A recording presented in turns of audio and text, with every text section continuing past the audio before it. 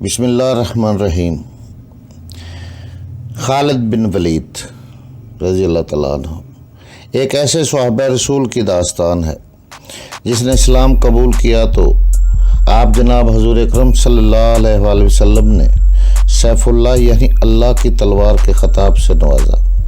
آپ چند ہزار مجاہدین اسلام کے ساتھ نکلے اور لاکھوں کی دشمن فوج کا مقابلہ کر کے اسلام کا پرچم کریا کریا نگر نگر سر بلند کیا۔ آپ کے نام سے دشمن اسلام دشمن قوتیں گھبرا جایا کرتی تھی۔ آپ جس ملک پر بھی حملہ کرتے وہاں فوجیں دوڑ جایا کرتی تھی۔ آپ کو ہمیشہ اللہ تعالیٰ نے عزت بخشی، آپ فتح یاب ہوئے۔ آپ کا نام ہمیشہ سنہری حروفوں میں لکھا گیا۔ تو آئے چلتے ہیں خالد بن ولید کی کہانی کی طرف۔ یہ ناول، یہ داستان ایمان فروز ہے۔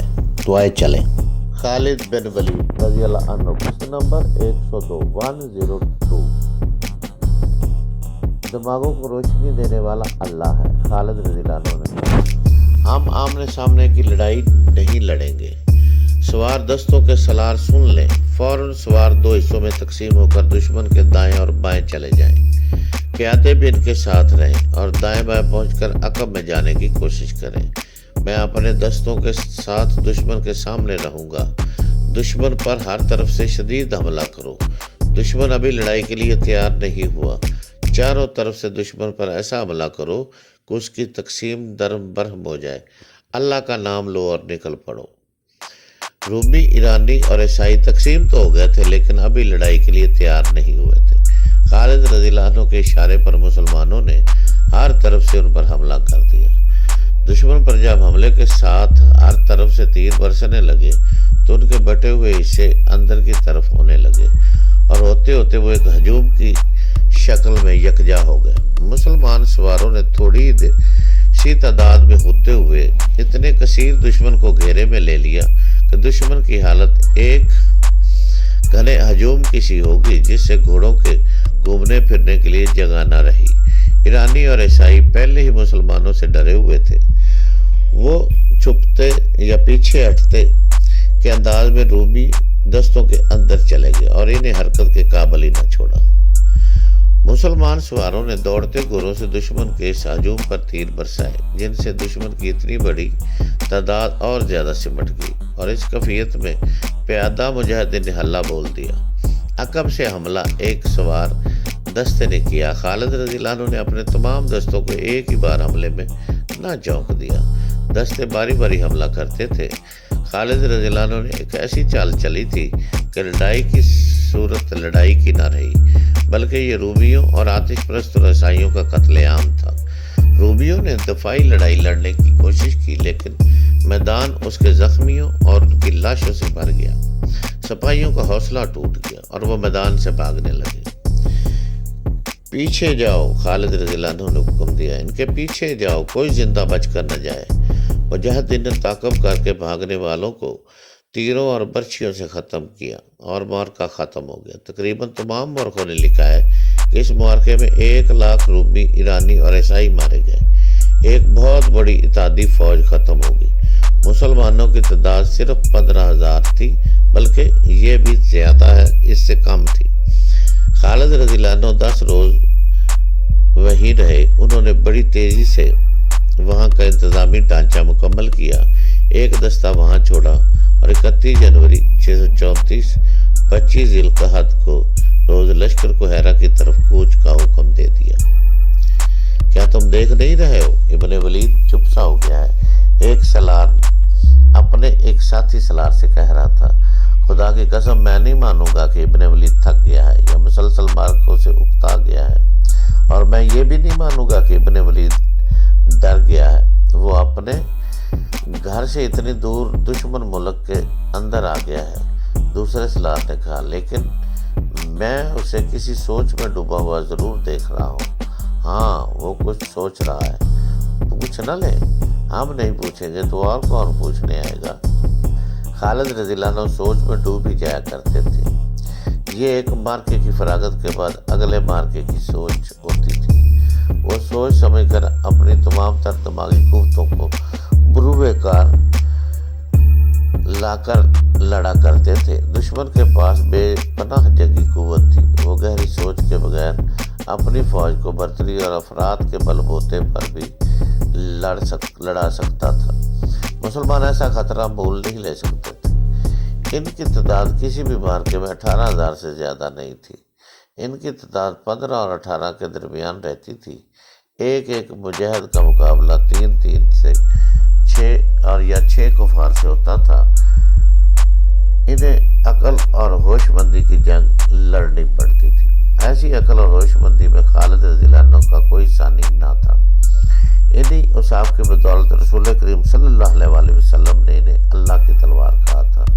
جذبہ تو خالد رضی اللہ عنہ میں تھا، لیکن انہیں دماغ زیادہ لڑانا پڑتا تھا۔ ہر مارکے سے پہلے خالد رضی اللہ عنہ جاسوسوں سے دشمن کی کیفیت اور اس کی زمین اور نفری وغیرہ کی تفصیلات معلوم کر کے گہری سوچ میں ڈوب جاتے، پھر اپنے سالاروں سے صلاح مشورے کرتے تھے۔ لیکن فراز کی جنگ کے بعد ان پر ایسی خاموشی طاری ہو گئی جو کچھ اور ہی قسم کی تھی۔ ان کی اس خاموشی کو دیکھ کر ان کے کچھ سالار پریشان ہو رہے تھے۔ یہ فراز سے ہیرا کی طرف کوچ تھا۔ 25 ذوالقعدہ 12 ہجری سے 2 روز پہلے کا واقعہ ہے۔ 3 سالار خالد رضی اللہ عنہ کے خیمے میں جا بیٹھے۔ ابن ولید سالار کہکہ بن عمرو نے کہا، خدا کی قسم، جس سوچ میں تو ڈوبا ہوا ہے اس کا تعلق کسی لڑائی کا ساتھ نہیں۔ ہم ایک ہی منزل کے مسافر ہیں، تجھے اکیلے پریشان نہیں ہونے دیں گے۔ خالد رضی اللہ عنہ نے سب کی طرف دیکھا اور مسکرائے۔ ابن عمرو ٹھیک کہتا ہے، خالد رضی اللہ عنہ نے کہا، میں جس سوچ میں پڑا رہتا ہوں اس کا تعلق کسی لڑائی کے ساتھ نہیں۔ کچھ ہمیں بھی بتائے ابن ولید، ایک اور سالار نے کہا، خدا کی قسم تو پسند نہیں کرے گا کہ ہم سب تجھے دیکھ کر پریشان ہوتے رہتے ہیں۔ نہیں پسند کروں گا، خالد رضی اللہ عنہ نے کہا، تم میں سے کوئی بھی پریشان ہوگا تو یہ مجھے ناپسند ہوگا۔ میں کسی لڑائی کے لیے پریشان نہیں ہوا۔ 3 دشمنوں کی فوجیں مل کر ہمارے خلاف آئیں، میں پریشان نہیں ہوا۔ میں نے خلیفۃ المسلمین کے حکم کی خلاف ورزی کرتے ہوئے رومیوں کو جا للکارا۔ میں نے ایک خطرہ مول لیا تھا، میں پریشان نہیں ہوا۔ مجھے ہر میدان میں اور ہر مشکل میں اللہ نے روشنی دکھائی اور تمہیں اللہ نے ہمت دی۔ تم اتنے جری دشمن پر غالب آئے۔ اب میری پریشانی یہ ہے کہ میں فریضہ حج ادا کرنا چاہتا ہوں، لیکن تم دیکھ رہے ہو کہ میں کہاں ہوں اور میری ذمہ داریاں کیا ہیں۔ کیا میں اس فرض کو چھوڑ کر حج کا فرض ادا کر سکتا ہوں؟ نہیں کر سکتا میرے رفیقو، لیکن میرا دل میرے قابو سے باہر ہو گیا ہے۔ خدا کی قسم، یہ میری روح کی آواز ہے کہ ولید کے بیٹے، کیا تجھے یقین ہے کہ تو اگلے حج تک زندہ رہے گا؟ مجھے یقین نہیں میرے رفیقو۔ ہم نے جن 2 دشمنوں کو شکستیں دی ہیں ان کی جنگی طاقت تم نے دیکھ لی ہے، اور تم نے یہ بھی دیکھ لیا ہے کہ تمام قبیلے فوراً ان سے جا ملتے ہیں۔ اب بھی بڑی خونریز جنگیں لڑنی ہے۔ فارس اور رومی تیار و کرم سے شکستوں کا انتقام لیں گے۔ میں محسوس کر رہا ہوں کہ میری زندگی چند روز کی رہ گئی ہے، اور میرے رفیقوں، کچھ بھی نہیں، تم کچھ بھی نہیں، صرف اللہ ہے جو ہمارے سینوں میں ہے، وہی سب کچھ ہے۔ پھر میں کیوں نہ اس کے حضور، اس کے عظیم گھر میں جا کر سجدہ کروں؟ کیا تم مجھے اجازت دو گے کہ میں اپنی طرف سے، تم سب کی طرف سے، ہر ایک مجاہد کی طرف سے خانہ کعبہ جا کر اللہ کے حضور شکر ادا کروں؟ بے شک، ایک سالار نے کہا، کون رد کر سکتا ہے اس جذبے کو، اس خواہش کو جو تو نے بیان کی ہے؟ لیکن تو حج پر جائے گا کیسے ابن ولید؟ مسنہ بن حارثہ نے پوچھا۔ پیچھے کچھ ہو گیا تو میں کسی لڑائی میں مارا جاؤں گا تو خدا کی قسم تم یہ نہیں سوچو گے کہ اب کیا ہوگا؟ خالد رضی اللہ عنہ نے کہا، کیا میرے نہ ہونے سے تمہارے حوصلے ٹوٹ جائیں گے؟ نہیں، ایسا نہیں ہوگا، رب کعبہ کی قسم ایسا نہیں ہوگا۔ کہکہ بن عمرو نے کہا، हम में से कोई एक भी जिंदा होगा तो वो इस्लाम के परचम को गिरने नहीं देगा।